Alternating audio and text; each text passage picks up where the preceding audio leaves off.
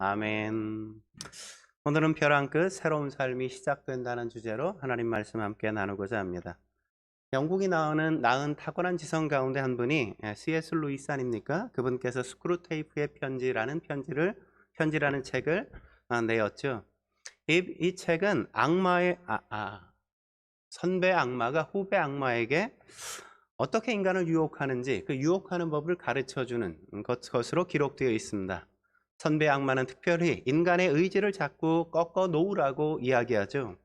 악마가 의지를 꺾어 놓을 대상 가운데 한 사람이 바로 C.S. 루이스였다는 것도 우리는 잊지 말아야 되겠죠. C.S. 루이스는 한 번은 사랑하는 아내를 잃었습니다. 사랑하는 아내를 잃고 그가 삶의 의지가 꺾이고 말았단 말이죠. 큰 슬픔에 잠겨서 헤어나올 수가 없었습니다. 그런데 그러던 어느 날 그가 벼랑간에 아내의 음성을 듣게 되었어요. 여보, 슬픔을 당한 건 눈물의 골짜기이지만 기운을 내세요. 그것은 삶의 또 다른 시작이에요. 이렇게 아내가 이야기하는 음성이 그의 귓가를 울렸습니다. 그래서 C.S. 루이스는 슬픔에 잠겨 있지 않고 그는 다시금 힘을 내어 일어날 수 있었다고 하죠.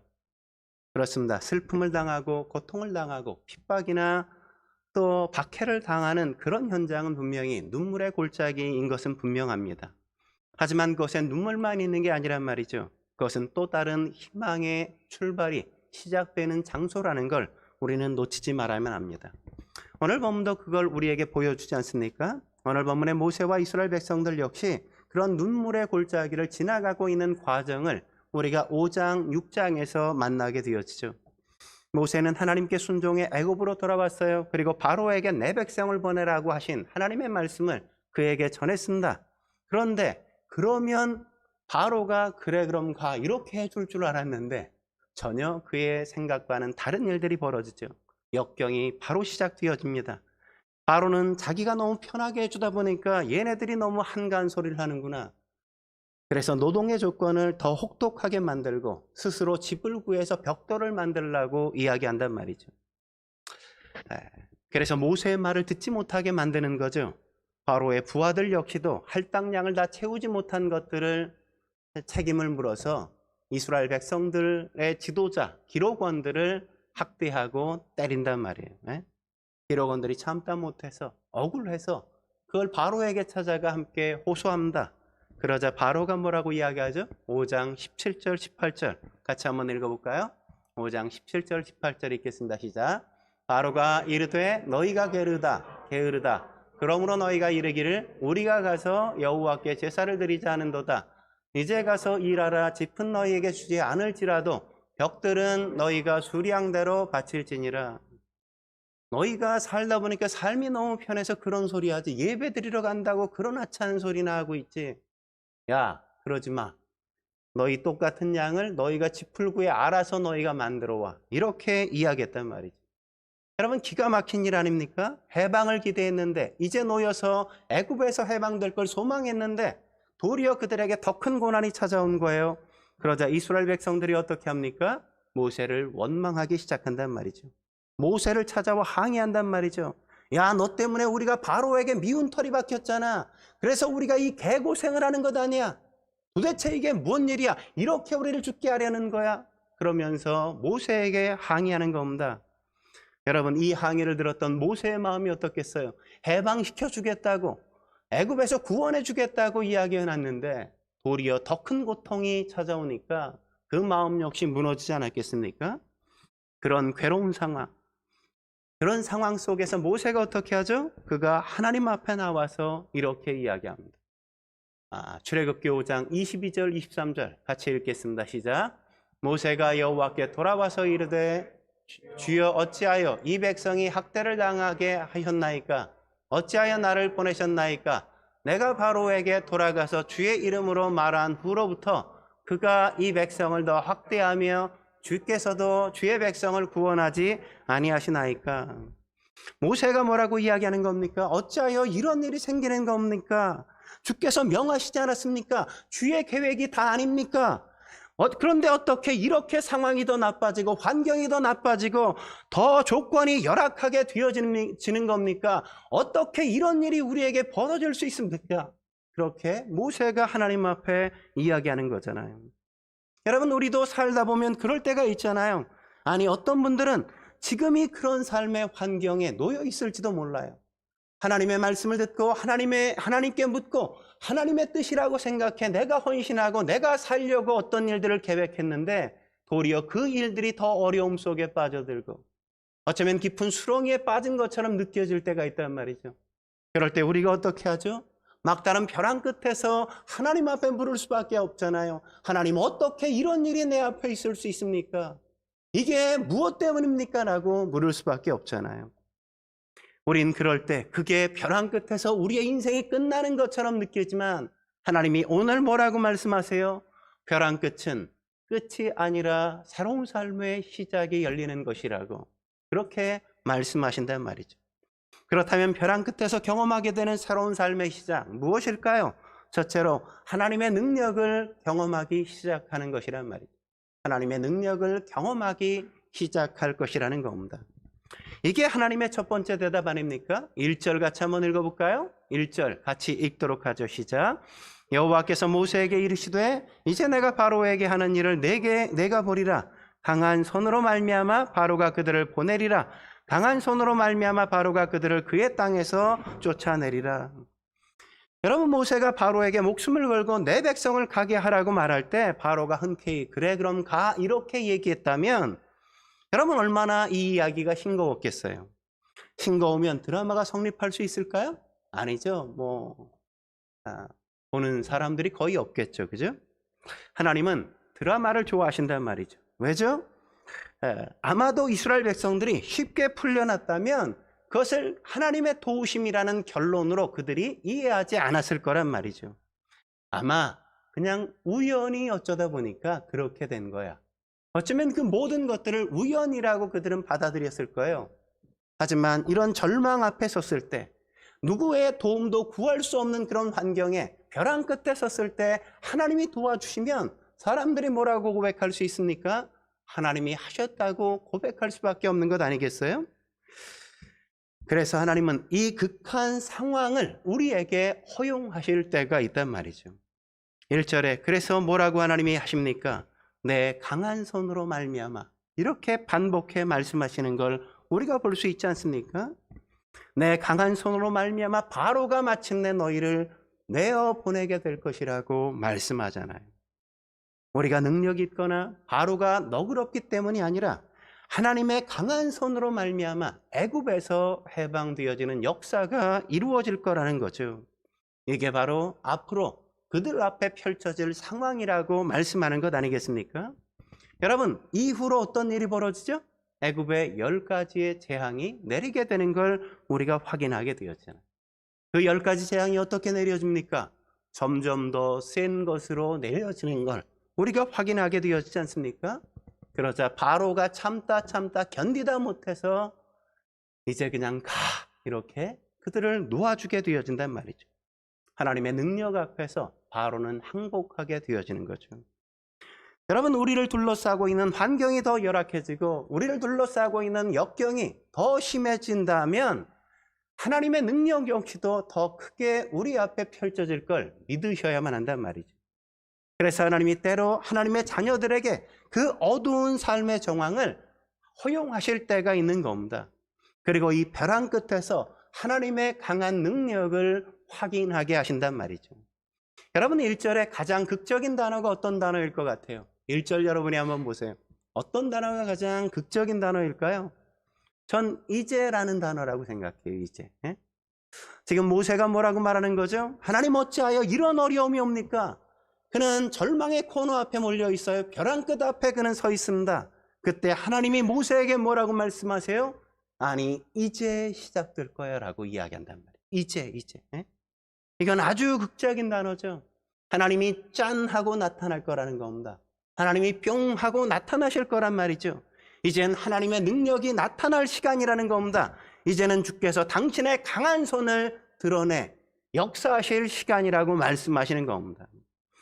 아이고 하나님, 어떻게 이 코로나가 이렇게 멈추지 않고 계속해서 변이가 만들어집니까? 우리 가정의 어려움들은 왜 계속해서 더하는 겁니까? 내 건강은 왜 이렇게 낫지 않고 계속해서 더 어려움만 지속되는 겁니까? 아니, 내 몸도 아픈데 내 남편까지 아프면 어떻게 합니까? 그렇게 물을 때 하나님께서 뭐라고 말씀하신다고요? 이제 내가 시작하리라, 이렇게 말씀하신단 말이죠. 이제 하나님 앞에 도움을 구하고 하나님 앞에 엎드려 기도하고 하나님의 역사를 구하는 그 시간, 하나님께서 이제 내가 시작하겠다, 이렇게 말씀하신단 말이죠.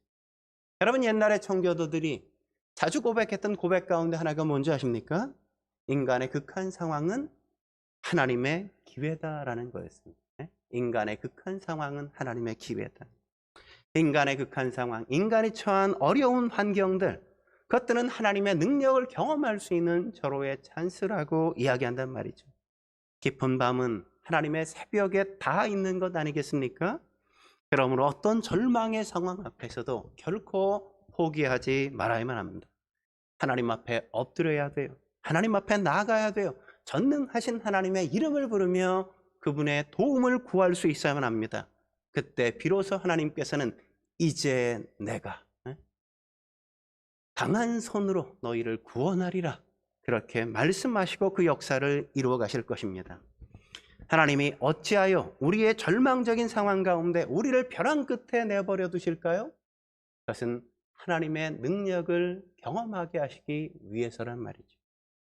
한 걸음 더 나아가 벼랑 끝에서 경험하게 되는 새로운 삶의 시작, 무엇일까요? 두 번째, 하나님의 인격을 경험하기 시작할 것이라는 겁니다. 하나님의 인격을 경험하기 시작할 거라는 거죠. 이게 바로 두 번째 대답이죠. 2절과 3절 같이 한번 읽어볼까요? 2절과 3절 읽겠습니다. 시작. 하나님이 모세에게 말씀하여 이르시되 나는 여호와이니라. 내가 아브라함과 이삭과 야곱에게 전능의 하나님으로 나타났으나 나의 이름을 여호와로는 그들에게 알리지 아니하였고. 여러분, 하나님이 여호와라는 걸 처음 언제 알렸죠? 출애굽기 3장에서죠. 어떤 장면에서요? 하나님께서 떨기나무 불꽃 가운데 임재하실 때 모세가 하나님 앞에 묻잖아요. 하나님, 당신의 이름이 무엇입니까? 그때 하나님께서 뭐라고 이야기했습니까? 나는 스스로 있는 자다, 이렇게 얘기했죠. 여호와란 뜻이 뭐예요? 스스로 있는 자. 그게 바로 하나님의 이름의 뜻이란 말이죠. 여호와라는 말의 뜻이에요. 이때 하나님은 처음으로 자신의 이름이 여호와라는 걸 모세에게만 계시하셨어요. 그리고 오늘 본문에 와서 2절과 3절에 너만이 아니라 이제 이스라엘 모든 백성들이, 그리고 바로가 하나님이 여호와라는 걸, 내 이름이 여호와라는 걸 비로소 깨닫게 될 거라고 말씀하신 거란 말이죠. 그래서 2절과 3절에 뭐라고 얘기합니까? 나는 여호와이니라. 내가 아브라함과 이삭과 야곱에게 전능의 하나님으로 나타났으나, 이렇게 말씀하잖아요. 여러분, 지금까지 이스라엘 백성이 가장 보편적으로 하나님의 이름을 알았던 건 엘샤다이, 전능의 하나님이었습니다. 전능의 하나님. 그래서 3절에도 보면 전능의 하나님이란 이름이 등장하는 걸 보지 않습니까? 그래서 이스라엘 백성들은 하나님을 뭐로 기억했어요? 전능의 하나님으로 늘 기억하고 전능하신 하나님 앞에 그들은 기도했단 말이죠. 그런데 지금 이스라엘 백성들은 출애굽의 해방 이 앞에서 하나님이 이제 그들이 더 이상 엘샤다이 하나님이 아니라 여호와 하나님이라는 사실을 그들이 깨닫고 알게 될 거다, 이렇게 말씀하신 겁니다. 그래서 3절에 보면 뭐라 그래요? 전능의 하나님으로 나타났으나 나의 이름을 여호와로는 그들에게 알리지 아니하였고. 뭐예요? 지금까지는 여호와라고 내 이름을 너희에게 가르쳐 주지 않았어. 그런데 이제 너희에게 그렇게 알려줄 거야. 내 이름이 뭐야? 여호와야, 여호와. 그러면서 4절과 5절에 뭐라고 이야기합니까? 4절, 5절 같이 한번 읽어볼까요? 4절, 5절 읽겠습니다. 시작. 가나안 땅 곧 그들이 거류하는 땅을 그들에게 주기로 그들과 언약하였더니 이제 애굽 사람이 종으로 삼은 이스라엘의 자손의 신음소리를 내가 듣고 나의 언약을 기억하노라. 여러분, 여호와라는 이름과 관련된 중요한 단어가 이 4절과 5절에 등장하지 않습니까? 그 단어가 뭐죠? 언약이라는 단어죠. 언약이라는 단어. 언약. 약속이라는 말이죠. 다른 말로 하면 약속, 언약. 예? 문자 그대로 여호와란 스스로 있는 자예요. 그런데 스스로 있는 하나님은 어떤 분이에요? 과거에도 계셨고 지금도 계시고 앞으로도 계실 분이라는 의미죠. 여러분, 하나님이 과거에도 계셨고 지금도 계시고 앞으로도 계실 분이라는 게 무엇을 의미하는 겁니까? 하나님은 영원하신 분이라는 걸 말하는 거죠. 하나님은 영원하신 분이에요. 하나님의 영원성을 말하는 거죠. 그러나 이건 단순히 시간적인 영원성만을 의미하는 게 아니란 말이죠. 하나님은 영원하시다는 건 과거에 하나님께서 약속한 그 약속을 반드시 내가 이루시겠다는 것을 의미하는 겁니다. 하나님은 약속을 성실하게 지키시는 분이라는 거죠. 여러분, 이스라엘 백성들을 생각해 보십시오. 이스라엘 백성들이 지금 애굽에서 종살이 하면서 고생할 때 하나님의 약속을 기억했던 사람들이 하나님 앞에 뭐라고 이야기했을까요? 하나님, 도대체 과거에 우리 조상 아브라함, 이삭, 야곱에게 약속하셨던 그 약속이 다 어디로 간 겁니까? 가나안 땅에 우리를 끌어들이겠다고 약속하지 않았습니까? 근데 지금 우리의 모습이 뭡니까? 이 종살이가 가당키나 한 겁니까? 아마 그렇게 하나님 앞에 원망 섞인 이야기를 드리지 않았겠어요? 계속 불평하고 하나님을 원망하면서 하나님 앞에 있었을 거란 말이죠. 그런데 그들 앞에 하나님께서 나타나셔서 뭐라고 이야기하는 겁니까? 이제는 내가 전능의 하나님만이 아니라 여호와로 기억될 거야. 약속을 지키는 성실한 하나님인 걸 너희가 깨닫고 발견하고 만나게 될 거야. 이렇게 하나님께서 말씀하신단 말이죠. 하나님은 마침내 약속을 지키기 위해 여기에 임재하시고 계신 거란 말이죠. 이렇게 하나님의 이름에서 하나님의 인격을 우리는 확인하게 되어지는 겁니다. 하나님은 어떤 분이라고요? 어떤 인격을 갖고 계세요? 약속을 성실하게 지키시는 성실하신 분이라는 걸 확인하게 되어지는 거죠. 여호와란 이름에는 약속한 걸 반드시 지키는 신실성이란 인격이 함의되어 있는 겁니다. 이스라엘 백성이 기도했던 하나님, 그들이 의지했던 하나님이 얼마나 신실하신 분인지를 이제부터 그들은 경험하게 될 거라는 걸 말씀하고 계신 거란 말이죠. 여러분, 우리가 고생을 같이 해보면 함께 했던 사람들이 어떤 사람인지 확인하게 될 때가 있지 않습니까? 평소에 다 좋은 사람이었죠, 그죠? 힘들지 않을 때, 좋을 때는 다 좋았어요. 하지만 고난을 당하든지 역경을 만나 벼랑 끝에 함께 서서 고생을 하다 보면 그 사람의 속이 다 드러나지 않습니까? 그 사람의 성질이 다 드러나잖아요. 고통을 당할 때 곁에 있어주고 손을 잡아주는 사람이 누구인지 우리가 벼랑 끝에서 보면, 고통의 한복판에 있다 보면 확인하게 되어진단 말이죠. 누구가 나를 버리고 떠나는지, 누가 끝까지 내 곁을 지켜주는지, 누가 내 곁에서 언제나 내게 힘을 불어넣어주고 응원해주고 있는지 벼랑 끝에 서야만 그 사실을 확인하게 된단 말이죠. 이렇게 벼랑 끝에 서면 우린 비로소 함께하는 사람들이 어떤 사람인지 그 사람의 인격을 확인하게 되는 것 아닙니까? 그런데 벼랑 끝에서 만난 하나님이 어떤 분이라고요? 하나님은 우리가 고통을 당할 때 그 자리로 찾아와서 그 자리에 함께 하시고 그 속에서 우리를 구원하시는 분이라. 그렇게 고통은 하나님이 얼마나 신실한 분인지를 확인할 수 있는 현장이 되는 겁니다. 여러분, 찬송가 493장이 무슨 찬송인지 아십니까? 제가 제일 좋아하는 찬송 가운데 하나예요. 하늘 가는 밝은 길, 내 앞에 있으니. 슬픈 일을 많이 보고 늘 고생하여도 그 찬양이란 말이죠. 이 곡을 작사하신 분은 한국에 와서 한국에서 사역하셨던 윌리엄 스왈른 선교사님이세요. 많이 알려지지 않은 분이긴 하지만 이 땅을 사랑했고 한국 사람을 사랑하고 한국 사람들에게 친구처럼 무려 48년 동안 한국에서 지냈던 분이란 말이죠. 그분은 일제치하에서 핍박을 받고 고통을 받고 괴로움을 당하던 한국 성도들의 신앙의 삶의 태도를 봤습니다. 일본 사람들이 말할 수 없는 고통을 가함에도 불구하고, 괴롭힘에도 불구하고 그들은 신앙을 포기하지 않았습니다. 열심히 하나님을 믿고 하나님 앞에 성실하려고, 신실하려고 노력했단 말이죠. 그것이 감동이 되어서 그분이 붓을 들어서 시를 썼어요. 그 시를 썼는데 자신이 작곡할 능력이 안 되니까 스코틀랜드 민요에다가 이 곡을 붙였어요. 그 곡이 바로 우리가 알고 있는 하늘 가는 밝은 길이라는 찬송이란 말이죠. 선교사님은 결국 일본 사람들에게 추방을 당해서 고국으로 돌아갈 수밖에 없었어요. 그분은 떠났지만 그러나 이 찬송이 여전히 한국의 성도들에게 얼마나 큰 위로를 줍니까? 얼마나 큰 격려를 주나요?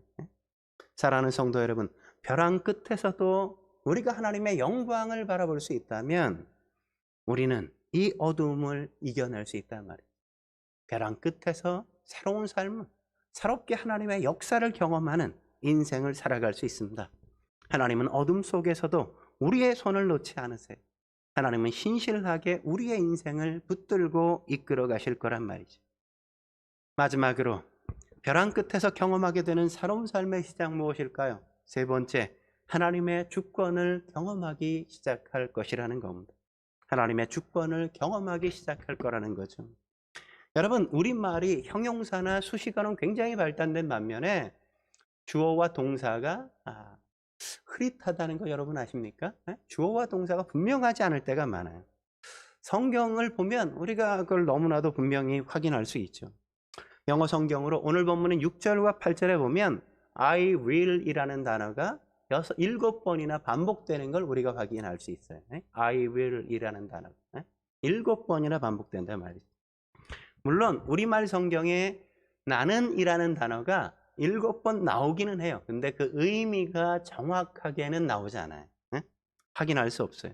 진짜 그런지 한번 볼까요? 6절부터 8절까지 천천히 같이 읽어보겠습니다. 시작. 그러므로 이스라엘 자손에게 말하기를 나는 여호와라. 내가 애굽 사람의 무거운 짐 밑에서 너희를 빼내며 그들의 노역에서 너희를 건지며 편팔과 여러 큰 심판들로서 너희를 속량하여 너희를 내 백성으로 삼고 나는 너희의 하나님이 되리니 나는 애굽 사람의 무거운 짐 밑에서 너희를 빼내는 너희의 하나님 여호와인 줄 너희가 알리라. 내가 아브라함과 이삭과 야곱에게 주기로 맹세한 땅으로 너희를 인도하고 그 땅을 너희에게 주어 기업을 삼게 하리라. 나는 여호와라 하셨다 하라. 여기 7번이 나오지 않습니까? 세봤어요? 7번이 딱 나와요. 이건 7가지 선언인 동시에 7가지 하나님의 주권적인 약속이란 말이죠. 이 약속들엔 I will, 하나님의 의지가 주권적으로 강하게 담겨 있는 겁니다. 어떤 약속을 하시죠? 첫 번째 약속이 뭡니까? 안식의 약속이죠. 6절에 보면 내가 애굽 사람의 무거운 짐 밑에서 너희를 빼내며 라고 이야기하잖아요. 너희를 무거운 짐에서 빼내어 너희가 안식하게 하리라 이렇게 약속하신단 말이죠. 두 번째 어떤 약속일까요? 구출의 약속이죠. 6절에 보면 뭐라고 얘기합니까? 그들의 노역에서 너희를 건지며. 근데 우리나라 성경에는 그냥 그들의 노역에서 너희를 건지며라고 되어 있지만 영어 성경에는 내가 그들의 노역에서 너희를 건지며 라고 되어 있단 말이죠. 하나님께서 의지적으로 구출해 주실 거라고 약속하신단 말이죠. 세 번째는 구속의 약속이죠. 6절 같이 볼까요? 편팔과 여러 큰 심판들로서 너희를 속량하여. 여기도 내 편팔과 여러 심판들로 너희를 내가 속량하겠다 이런 의미가 내가가 들어가 있습니다. 내가 너희를 구속할 거야.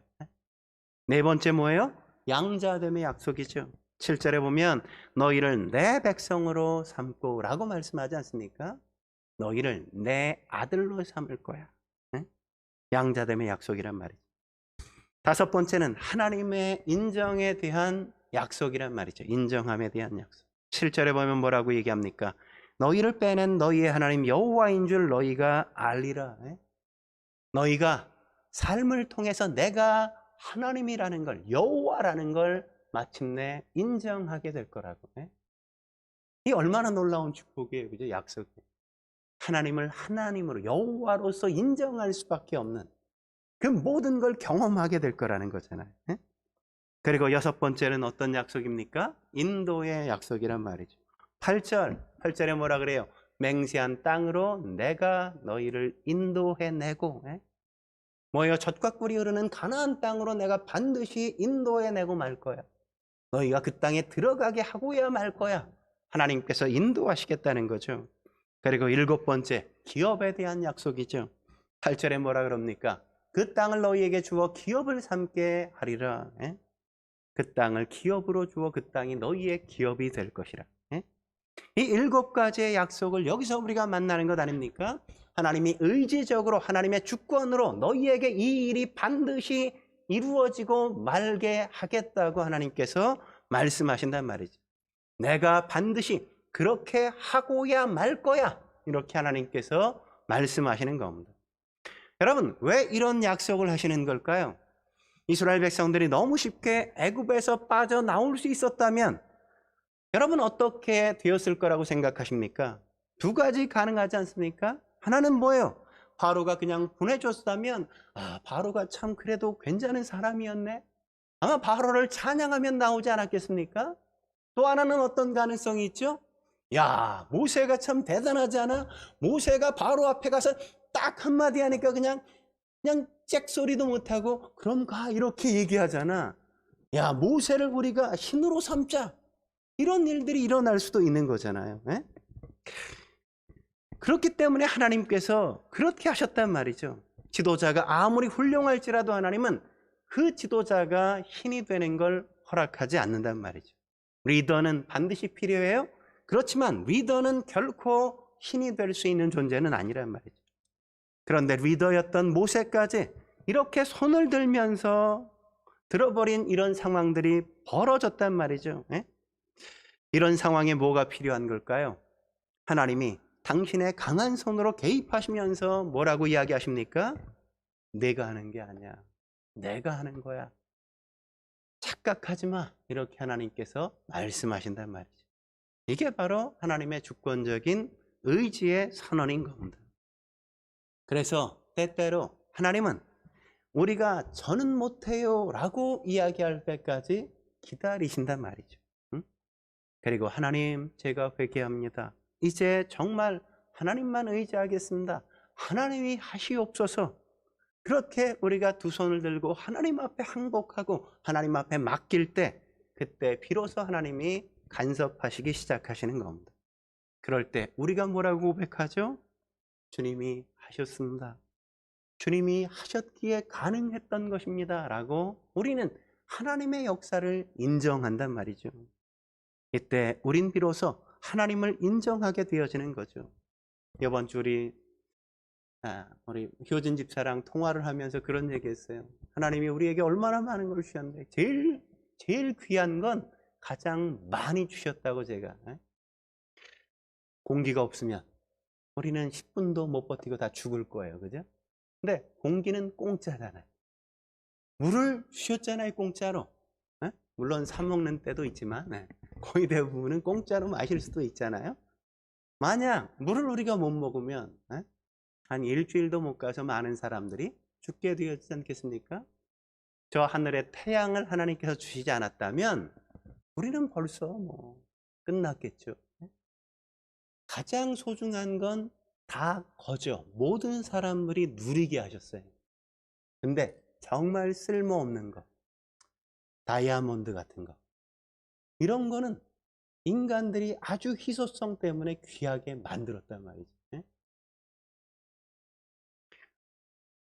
하나님께서 주신 그것들을 그냥 주시니까 우리는 그 귀한 걸 몰라. 그게 얼마나 값진 은혜인지 우리는 한 번도 감사하지 않아요. 하나님 너무 감사합니다. 그런 고백을 우리는 드리지 않아요. 그게 당연한 듯이 알죠. 당연한 게 당연하지 않게 되어질 때, 우리가 병원에 입원해서 더 이상 물을 마실 수 없게 되어질 때, 입이 쩍쩍 갈라지고 혀가 갈라지고 입술이 갈라지고 부르텄을 때, 그때 우리는 뭐라 그럽니까? 하나님, 제가 물 좀 한 모금만 딱 마셨으면 좋겠습니다. 우리가 그러잖아요. 가장 필요한 것.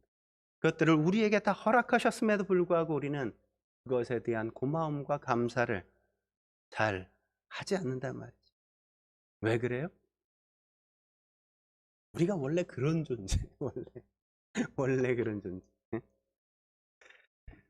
어려움을 경험해야만, 그게 소중한 것을 하나님께서 확인시켜 주셔야만 그게 참으로 소중한 줄 비로소 깨닫게 되어진단 말이죠. 오늘 본문에도 보면 이스라엘 백성들이 그래서 어떻게 반응합니까? 11절 12절 같이 읽어볼까요? 11절 12절 읽겠습니다. 시작. 돌아가서 애굽 왕 바로에게 말하여 이스라엘 자손을 그 땅에서 내보내게 하라. 모세가 여호와 앞에 하려 이르되 이스라엘 자손도 내 말을 듣지 아니하거든 바로가 어찌하여 들으리까? 나는 입이 둔한 자니이다. 이스라엘 백성들이 모세가 하나님의 말씀을 전함에도 불구하고 어떻게 한다고요? 하나님의 말씀을 듣지 않을 거라고 이야기하잖아요. 네? 여러분, 백성들의 이런 무관심, 무반응, 그것이 모세, 이스라엘 지도자에게 어떤 마음을, 어떤 실망을 안겨줬을까요? 네? 굉장히 실망하지 않았겠습니까? 그럼에도 불구하고 하나님께서 모세에게 뭐라고 말씀하세요?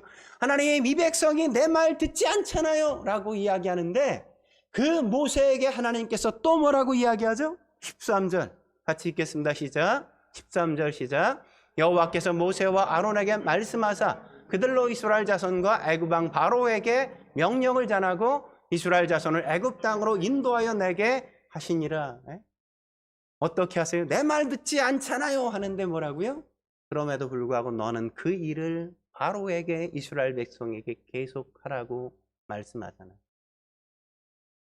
그들이 내 말을 듣지 않아도, 그들이 순종하지 않아도, 그들이 따르지 아니할지라도, 그들이 너에게 끊임없는 낙심을 안겨다 주고 염려를 안겨다 주고 그들이 너에게 실망감을 안겨다 줄지라도 그럼에도 불구하고 너는 계속 그 일을 해야 한다. 그렇게 앞으로 나가야 한다고 바로에게, 이스라엘 백성에게 모세가 그렇게 해야 한다고 말씀하신단 말이죠. 여러분, 하나님께서 왜 이런 말씀을 여기서 하시는 걸까요? 그건 모세가 앞으로도 그런 경험을 수도 없이 해야 하는 걸 그에게 알게 하시기 위한 거란 말이죠. 모세가 자기 백성에게 오해를 받고 원망과 불평을 들을 날들이 얼마나 많이 그 앞에 찾아옵니까? 애굽을 떠나가면서 그들은 끊임없이 불평하고 원망을 쏟아놓지 않습니까? 그렇기에 모세는 어떻게 해야 돼요? 이스라엘 백성들의 반응을 보고 내가 할지 말지를 결정하는 게 아니라 그럼에도 불구하고 하나님의 말씀을 의지하고 꿋꿋이 하나님의 말씀을 실행해 나아가는 것, 그것을 해야 된단 말이죠. 여러분, 가장 대표적인 예가 어떤 거죠? 홍해바다잖아요. 홍해바다. 막 출애굽해서 홍해바다 앞에 딱 섰더니 이스라엘 백성들이 어떻게 합니까? 그냥 원망하잖아요. 야, 애굽 땅에 죽을 곳이 없어서 우리를 이 광야의 이 바다 앞에서 여기서 죽게 만드는 거야 하면서 그냥 난리를 피우잖아요. 에? 모세를 가장 힘들게 한 건 애굽 군대가 아니었다고요. 누가 제일 힘들겠어요? 이스라엘 백성이. 여러분을 제일 힘들게 하는 건 누구예요? 여러분 가장 가까이 있는 사람들. 앞으로 그런 일들이 많이 펼쳐질 걸 하나님께서 여기에서 말씀하신단 말이에요. 그럼에도 불구하고 너는 내 말에 순종해 앞으로 꿋꿋이 전진해야만 해. 내 능력을 경험할 거야. 내가 어떤 사람인지 알 거야. 그리고 나의 주권이 어떻게 이루어지는지, 너희에게 약속한 게 어떻게 이루어지는지 보게 될 거야. 그러려면 그런 모든 장애 요소에도 불구하고 앞으로 전진해야만 한다. 주께서 말씀하시는 겁니다. 그러므로 사랑하는 성도 여러분, 여러분들의 어려움 앞에서 좌절하거나 낙심하거나 그 앞에서 포기하지 마십시오. 다시 일어나 하나님의 말씀을 붙들고 전진할 수 있어야만 합니다. 그럴 때 하나님의 기적을 경험해요. 하나님의 능력을 맛보는 겁니다. 하나님의 역사가 그 속에 어떻게 이루어지는지 보게 되는 것이란 말이죠. 저와 여러분들이 올 한 해 그런 하나님의 능력, 하나님이 어떤 분이신지를 경험할 수 있길 주의 이름으로 축원합니다. 기도하시겠습니다. 거룩하신 하나님 아버지, 오늘도 주님 앞에 나와 엎드려 예배케 하시니 감사합니다. 하나님의 크심을 우리가 맛보아 알 수 있도록 우리의 인생이 때때로 너무 편하지 않고 벼랑 끝에 내몰릴 때가 있는 걸 우리로 깨닫게 하시고 알게 하시니 감사합니다. 어찌저찌 가다 보니까 코너에 몰리고 어찌저찌 가다 보니까 벼랑 끝에서 더 이상 갈 곳이 없는 그 자리에 절망의 벽 앞에 우리가 설 때가 있습니다. 아버지, 그 속에서 어찌하여 라고 하나님을 원망하거나 불평하지 않게 하시고 하나님 앞에 우리의 인생을 맡기며 하나님의 일하시고 역사하심을 소망할 수 있게 주여 도와 주옵소서. 끝이 아니라 새롭게 시작하게 하시는 하나님의 역사를 맛보며 하나님을 찬양하고 하나님을 경배하며 주 앞에 예배하는 우리의 삶이 날마다 새롭게 주여 도와 주옵소서. 우리의 2022년 그렇게 우리의 인생을 인도하실 주님을 기대하며 예수님의 이름으로 기도드립니다. 아멘.